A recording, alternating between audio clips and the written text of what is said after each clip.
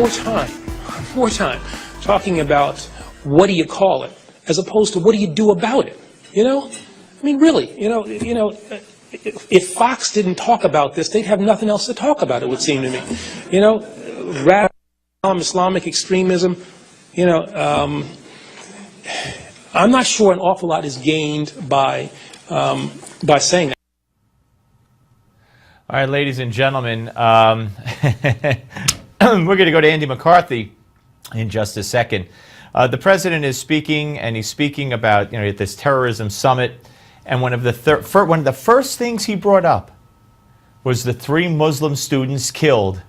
I laugh, not because, let me make this perfectly clear, that the execution-style murders of those 3 Muslim students in North Carolina was horrific, it was abhorrent, it was disgusting, it was depraved, and the maniac who did it should be put to death. I don't know if they have the death penalty or whatever, if he did it.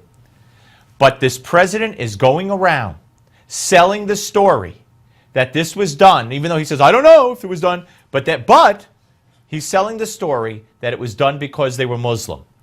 So important is that to him, to trash our country, that he leads his speech at this cockamamie summit on terrorism with it. He also wrote it in a piece in the LA Times today. Anything to trash America, this man will do, even a case that has not been settled. He did it with the cops in Cambridge, Massachusetts. He did it with Trayvon Martin. He does it. He did it in Ferguson, and he's doing it now. There's something wrong here. Now, Andy McCarthy, we're going to go to him, of course, National Review, author of the great book. Let's put the book jacket up there on the screen, Faithless Execution, Building the Political Case for Obama's Impeachment. Now, Andy, before we go to Andy, it's amazing what we saw the Copts suffer at the hands of the ISIS terrorists in Libya. In Libya, folks.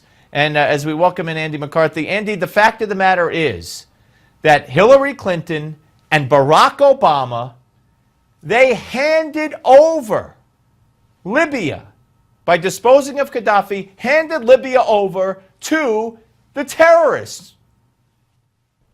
Well, of course they did. I mean, Obama changed America's policy, including his own policy, when he switched sides in the jihad. Up until that point, we had actually been supporting Gaddafi's regime precisely because they were giving us intelligence on jihadists in eastern Libya. And let's not suggest that this was just an Obama problem, because he had plenty of help from Beltway Republicans pushing him in this direction as well. But they did change sides in the jihad, toppled Gaddafi, and they have now essentially turned Libya into a failed state. And then when you have somebody like President Sisi of Egypt, who actually responds appropriately to jihadist barbarism, the administration's problem is that Egypt ought to calm down, and let's try to figure out how we get a political settlement with ISIS. Andy, I mean, I know you and I can't, we feel like we're living in an alternate universe, and something's got to be done. Now, we also have a report today that U.S. counterterrorism officials, including FBI officials, of course, are concerned that the administration is letting in Syrian refugees, and they're afraid that terrorists, maybe ISIS, are coming in amongst those Syrian refugees, and we have no way to determine that. No, that we don't have any way of determining it because, number one, as we've seen in the last number of years, we don't really vet the people who are invading across our border as it is. But this again goes back to the thing we've said again and again. If you don't acknowledge and study what it is that inspires this jihadism, you're not going to be able to understand it, and you're not going to be able to narrow the number of people who might be associated with it. And this is exactly what they won't do. So you're going to have undifferentiated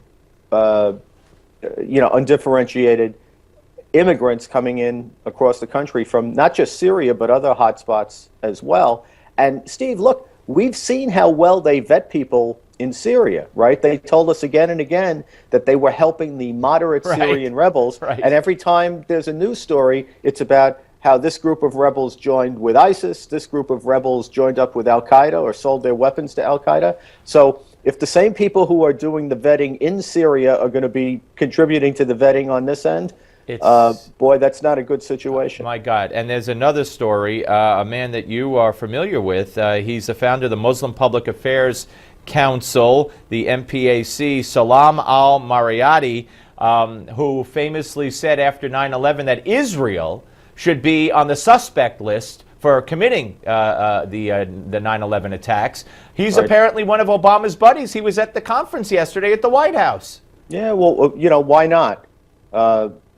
This is President Obama has been taking advice and consultation from the beginning of his administration from people who have a record of either making statements that undermine counterterrorism efforts or being associated with Islamist organizations that have very questionable ties. So nobody should be surprised by anyone that they see turn up at the Countering Violent Extremism Summit. In fact, they call it Countering Violent Extremism, Right. Rather than, combating Islamic supremacist terrorism. Andy, it is insane. Go to nationalreview.com, ladies and gentlemen. Read Andy's great columns, and we'll speak to you soon, my friend. Thank you.